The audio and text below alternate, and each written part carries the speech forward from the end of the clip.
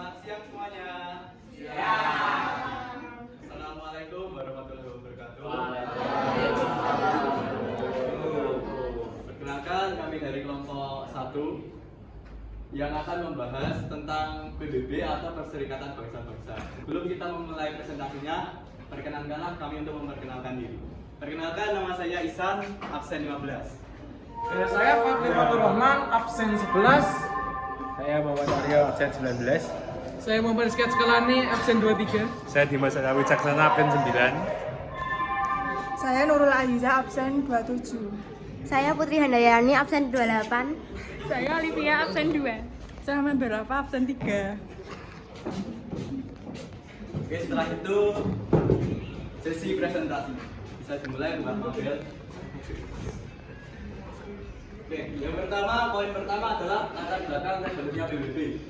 PBB atau Perserikatan Bangsa-Bangsa terbentuk setelah adanya Perang Dunia Kedua dengan tujuan untuk mencegah konflik antar negara dan menjaga keamanan serta perdamaian dunia.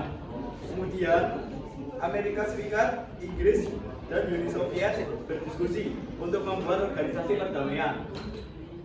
Ketiga negara inilah yang menjadi pendiri dari PBB. Wakil dari 3 negara tersebut adalah Presiden Amerika Serikat, yaitu Franklin Delano Roosevelt, Perdana Menteri Inggris Winston Churchill, dan Perdana Menteri Uni Soviet Joseph Stalin. PBB berdiri pada 24 Oktober 1945 di San Francisco, California, Amerika Serikat. Pembentukan ini ditandai dengan piagam PBB yang ditandatangani oleh 50 negara di dunia. Jumlah tersebut terdiri dari 9 negara di Eropa, 21 negara di Amerika, 7 negara di Asia Tengah, 2 negara di Asia Timur, 3 negara di Afrika, terus Ukraina, Belarusia, dan 5 negara persemakmuran Inggris. Dari jumlah awal sebanyak 50 negara, anggota dari PBB berkembang menjadi 193 negara di dunia. Oke, selanjutnya adalah tujuan PBB. Nah, tujuan PBB ada 5. Yang pertama, mengembangkan kerjasama internasional dalam memecahkan masalah ekonomi, sosial, budaya, dan kemanusiaan. 2. Mengembangkan hubungan persahabatan antara bangsa. 3. Memajukan dan menghargai HAM dan kebebasan fundamental tanpa membedakan warna kulit, jenis kelamin, bahasa, dan agama. Yang keempat, menjadikan pusat kegiatan bangsa-bangsa dalam mencapai kerjasama yang harmonis untuk mencapai tujuan PBB. Dan yang terakhir, memelihara dan perdamaian dan keamanan dunia. Badan khusus PBB. 1. Ada ILO. 2. ITU. 3. WHO. 4. IMF. 5. UNESCO. 6. WTO. 7. UNIDO. WMO. UPU. FAO. Dan WIPO.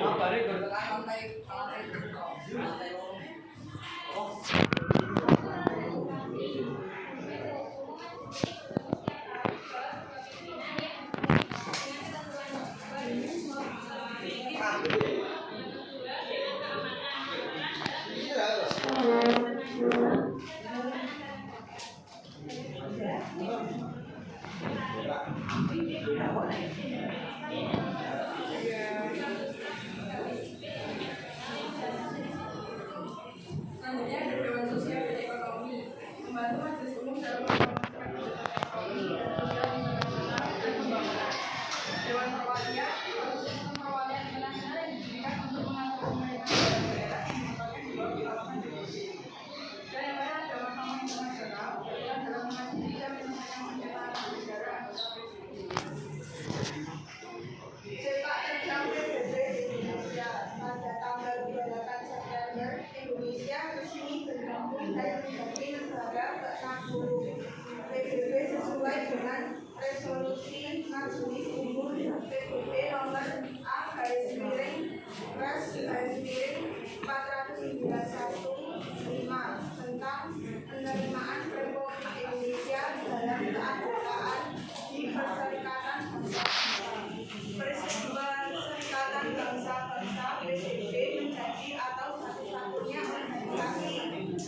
dunia yang diadakan untuk menjaga perdamaian dan keamanan dunia.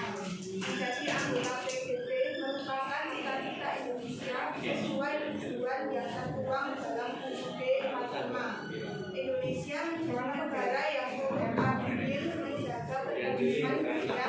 Amin.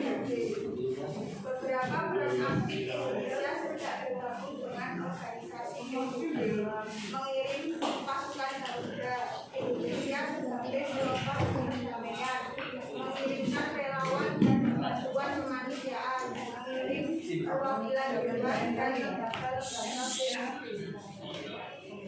Ekonomi PBB 2023 pertumbuhan ekonomi global dilakukan selama dari sekitar 3% pada 2010 menjadi 5,2% pada 2023. Menurut laporan PBB, hal tersebut menandai salah satu tingkat pertumbuhan terendah dalam beberapa negara lain.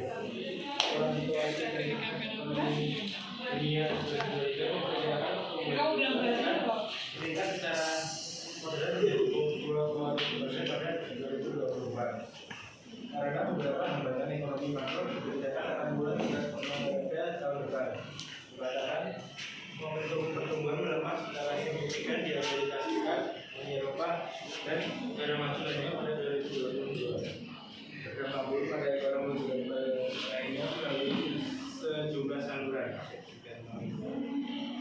Hal tersebut menunjukkan bahwa pengenalan keuangan global ditambah dengan dolar yang kuat memperburuk kerendahan fiskal dan utang bagi negara-negara berkembang.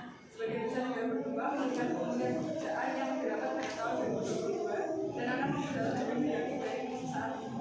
Pada 2022, jumlah orang yang menghadapi kerawanan pangan akan meningkat lebih dari 2 kali lipat dibandingkan tahun 2019, mencapai hampir 350 juta. Periode pelemahan ekonomi yang berkepanjangan dan pertumbuhan pendapatan yang lambat jadinya akan menghambat keberlanjutan kesejahteraan, tetapi juga membatasi kemampuan negara untuk berinvestasi dalam tujuan pembangunan berkelanjutan (PDGS 2030) secara lebih luas.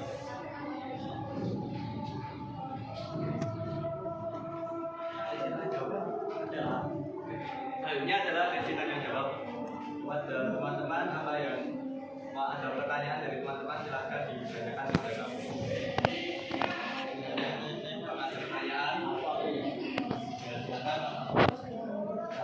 Saya Muhammad Haris Ahmad Badan Putra absen 20.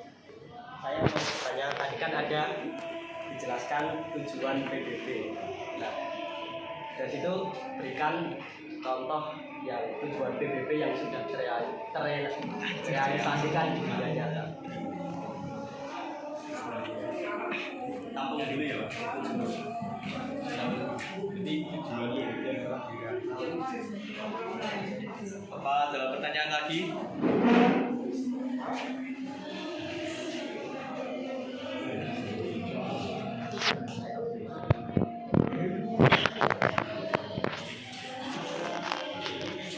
Mungkin sudah pertanyaannya kalau ada.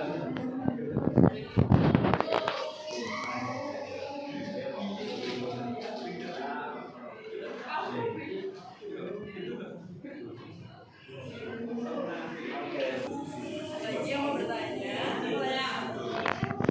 fungsi PBB itu buat apa? Fungsi? Ya. PBB. Ya. Terima kasih sudah bertanya. Bentar ya. Oke, contoh PBB yang sudah terrealisasi. Contohnya saja, mengirim pasukan Garuda. Contohnya, mengirimkan pasukan Garuda 1 untuk menyelesaikan perang Arab Israel di tahun 1957. Lalu mengirimkan pasukan Garuda 2 dan 3 di tahun 1960 untuk menyelesaikan perang saudara di Kongo.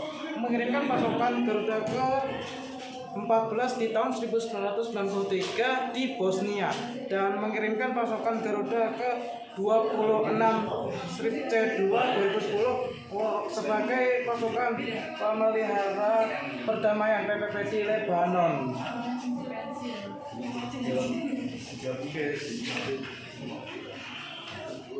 Bahkan sudah Yang di bidang militer ada yang dilakukan oleh negara lain. Oke, ya. Serta ini Indonesia sebagai pelopor Dari Indonesia.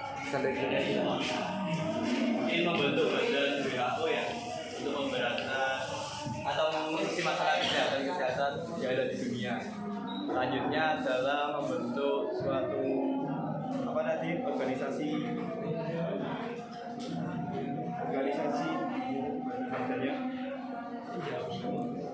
membentuk badan-badan yang lain seperti yang mengurusi kebudayaan seperti UNESCO.